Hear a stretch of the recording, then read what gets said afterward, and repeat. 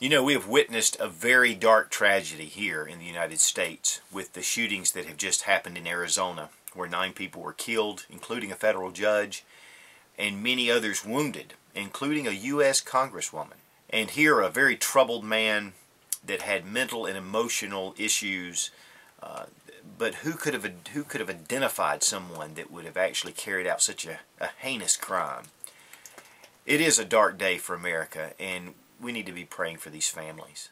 Now, 2 things that are very important. The Congress right now has gotten into a frenzy about passing laws and throwing blame. Rush Limbaugh, Sarah Palin, Glenn Beck, all of these are conservative thinking speakers, and I listen to all of them, and I've never been led to do any kind of act of violence. But this guy wasn't necessarily a conservative at all. In fact, really, there were more tendencies toward liberal than conservative from what they can tell. But a lot of times, politicians will use that as a springboard for their own political agendas. And we need to nip this in the bud as soon as possible. New laws that are being voted on and proposed need to be approached very soberly and almost as a sacred proposition.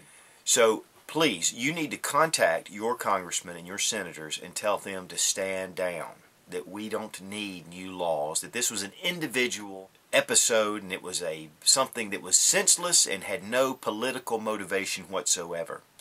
And it's just something that happens. Now, one of the questions that I have, and really rightfully so, is why wasn't there security there on the premises? If they want to do anything that will prevent something like this, they should have had security there at the event.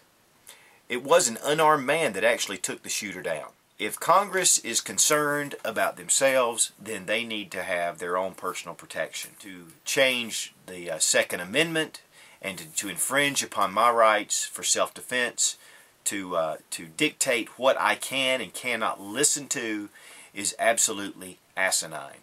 This is not a time to move on a political agenda. It is a time to mourn. It is a time to step back and reflect and to pray for these families.